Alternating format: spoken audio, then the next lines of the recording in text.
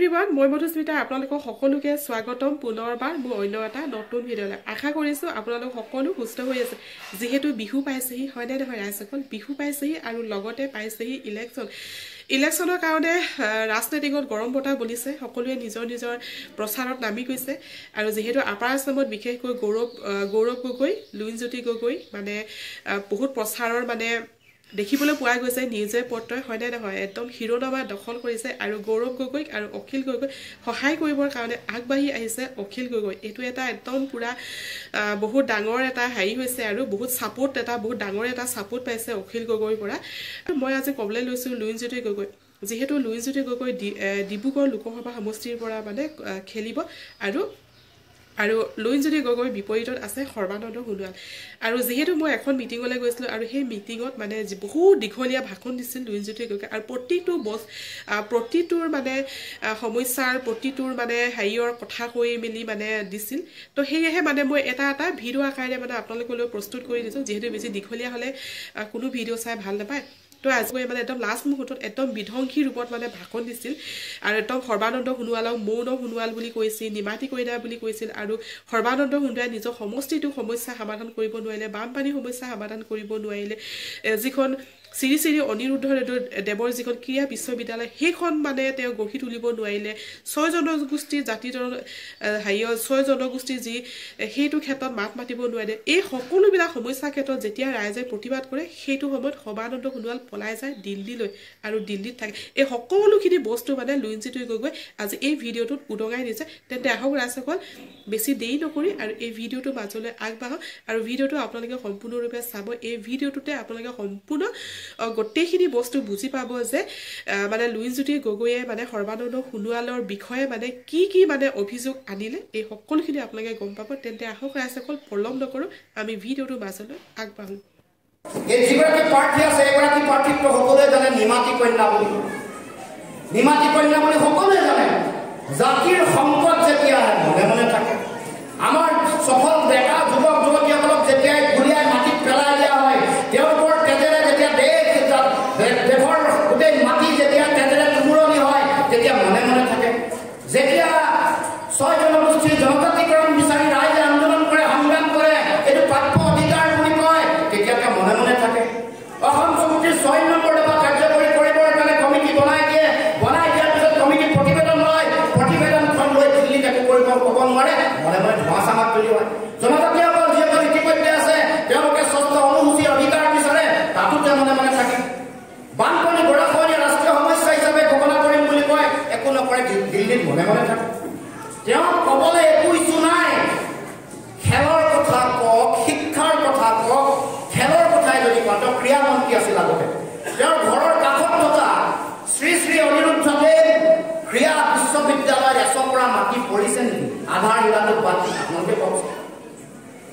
তেওঁ যিমান শ্লোগান দিছিলে জাতি মাটি ভেটি মাটি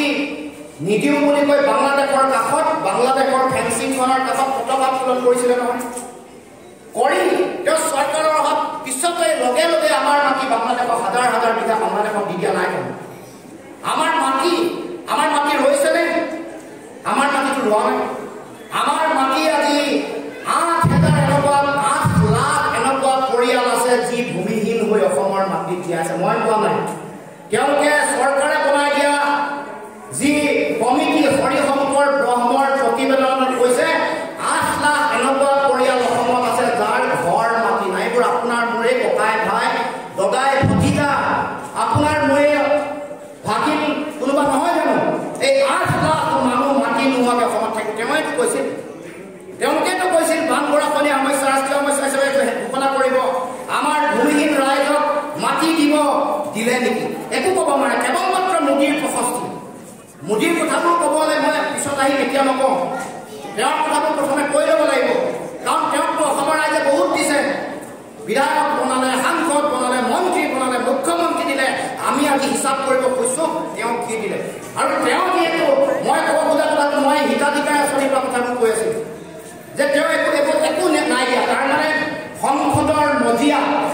বা বিধানসভাটো তেওঁ একো নিশ্চয়ৰে মনে মনে থাকে নিমাতি কন্যা বুলি সকলোৱে জানে আৰু কোনোবাই আজিকালি মৌন সোণোৱাল বুলিও কয় যিটোৱে কয় ৰাইজে যি ভাল পায় সেইটোৱে ল'ব নিমাতী কন্যা বুলি যদি ভাল পায় নিমাতী কন্যা বুলি ল'ব এইটো ৰাইজৰ কথা জনগণে কোৱা কথা মই কোৱা কথা নহয় মই একো কোৱা নাই মই কাৰণ তেখেতৰ প্ৰতি সন্মান ৰাখি কৈছোঁ তেওঁ একো কৰিব নোৱাৰিলে এইটো স্বীকাৰ কৰিব লাগে তেওঁ ভাষণৰ আগত আৰম্ভণিতে ক'ব লাগে যে ৰাইজ মই আপোনালোকৰ ওচৰত ক্ষমা বিচাৰিছোঁ মই মুখ্যমন্ত্ৰী হৈ থাকোঁতে মই 6 জনগোষ্ঠী জনজাতিখন দিব নোৱাৰিলোঁ মই অসম চুক্তি 6 নম্বৰ দফা কাৰ্যকৰী কৰিব নোৱাৰিলোঁ মই বানপানী গৰাখহনীয়া মই সমস্যাটো সমাধান কৰিব নোৱাৰিলোঁ ৰাইজ মোক ক্ষমা কৰিব মই মাইজান ঘাট ৰমৰীয়া মই মোহনা ঘাটৰ গৰাখহনীয়া নিয়ন্ত্ৰণ কৰিব নোৱাৰিলোঁ ডিব্ৰুগড় টাউনৰ কৃত্ৰিম বানপানী নিয়ন্ত্ৰণ কৰিব নোৱাৰিলোঁ মই শ্ৰী শ্ৰী অনিৰুদ্ধদেৱ বিশ্ববিদ্যালয়খন মই গঢ়ি তুলিব নোৱাৰিলোঁ মই ডিব্ৰুগড়ৰ তিনিচুকীয়াৰ যিটো ছলিড ৱেষ্ট মেনেজমেণ্ট এইটো সম্পূৰ্ণ কৰিব নোৱাৰিলোঁ এনেকৈ ক্ষমা বিচাৰিব লাগে প্ৰথম ঠিক তাৰ পাছতে তেওঁৰ ভূমি প্ৰশস্তি কৰিব লাগে এইটো মই এটা আহ্বান জনাইছোঁ যে তেওঁ য'তে নিৰ্বাচনী হ'বলৈ যায় উঠি প্ৰথম ৰাইজক ক্ষমা কৰিব লাগে ক'ব লাগে যে মোৰ আমাৰ 5গৰাকীকৈ সফল যুৱকক মই দুনীয়াই হত্যা কৰিলোঁ তেওঁলোকক শ্বহীদ বুলি মই ঘোষণা কৰিব নোৱাৰিলোঁ ৰাইজ মোক বেয়া নাপাব জাতি কন্যাৰ পৰা সকলো কামতে মই মনে মনে থাকিলোঁ মোক ৰাইজ বেয়া নাপাব মোক ক্ষমা কৰি দিব বুলি তেওঁ প্ৰথম সন্মানটো দিব লাগে তেওঁৰ দিবলৈ ক'বলৈ একো নাই মই ক'ব খোজা কথা এইটোৱেই যে নিমাতী কন্যাৰ পৰা মই আপোনালোকৰ এইখিনি আহিছোঁ আজি এই নিমাতী কন্যাটো বহুতবাৰ চালে এবাৰ মুকুচক এই কথা আপোনালোকে সকলোৱে আমাৰ দলৰ কৰ্মকৰ্তাই গৰিষ্ঠ সংখ্যক আছে আপোনালোকে মানুহৰ মাজত এই কথাটো লৈ যাব লাগিব যে নিমাতী কন্যাক কিমান দিব তেওঁ থাকিলে 6,000 টকাই পাব আমাৰ যিসকল অংগনবাদী কৰ্মী আছে কাৰণ তেওঁ নামাতে কাৰণ তেওঁৰ কাৰণে আমাৰ অংগনবাদী কৰ্মীসকল গুৰুত্বপূৰ্ণ নহয় তেওঁৰ কাৰণে ক্ষমতাৰ আসনখন চকীখন গুৰুত্বপূৰ্ণ জাতীয় দুৰ্যোগ যেতিয়া আহিছে জাতীয় সংকট যেতিয়া আহিছে তেতিয়া দেখিছে নহয় তেওঁ কেনেকৈ মানুহ কৈছিল চকী ৰাখিবৰ কাৰণে কান্দি কান্দি কোৱা নাই যে মোক একাষৰীয়া নকৰিব ৰাইজ তুমি ফেকুৰি বন্ধা নাছিলে জানো এইজনেইতো মানুহ এগৰাকীয়ে ব্যক্তি গতিকে ৰাইজে মই ভাবোঁ যে সিদ্ধান্ত লোৱা দৰকাৰ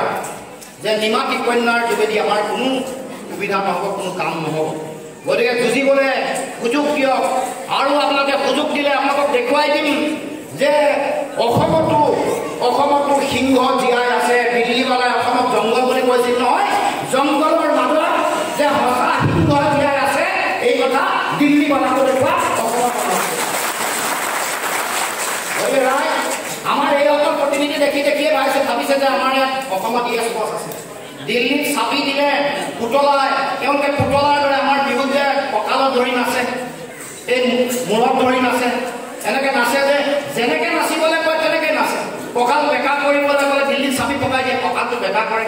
মূৰটো লৰাবলৈ ক'লে মূৰ লয় এওঁলোক সকলো চাপি দিয়া পুতলা তেওঁলোকৰ নিজস্বতা নাই জাতি আই মাতৃ সংকটত থাকিলে তেওঁলোক না আবেগী হয় না জাতিৰ হৈ যুঁজে না হৃদয়খনে কান্দে কেৱল মাত্ৰ কান্দে নিজৰ চকীখনৰ কাৰণে ৰাইজসকল আজি ভিডিঅ'টো চাই আপোনালোকৰ কেনেকুৱা লাগিল আৰু যদি আপোনালোকে মোৰ ভিডিঅ'টো প্ৰথমবাৰ কাৰণে চাই আছে প্লিজ মোৰ চেনেলটো ছাবস্ক্ৰাইব কৰি দিব আৰু একেবাৰে শেষত লাইক কৰিব কমেণ্ট কৰিব আৰু শ্বেয়াৰ কৰিব আৰু আগলৈ এনেকুৱা ধৰণৰ ভিডিঅ' মই আপোনালোকৰ কাৰণে প্ৰস্তুত কৰি থাকোঁ আৰু আগলৈ যদি আপোনালোকে এনেকুৱা ধৰণৰ ভিডিঅ' মোৰ পৰা চাব বিচাৰে মোৰ চেনেলটো ছাবস্ক্ৰাইব কৰি কাষত থকা বেল আইকনটো অন কৰি ৰাখিব তো ঠিক আছে ৰাইজসকল আজি মোৰ ভিডিঅ'টো ইয়াতে সামৰণি মাৰিছোঁ নতুন এটা ভিডিঅ'ৰ সৈতে আপোনালোকক লগ পাম আজিলৈ বাই বাই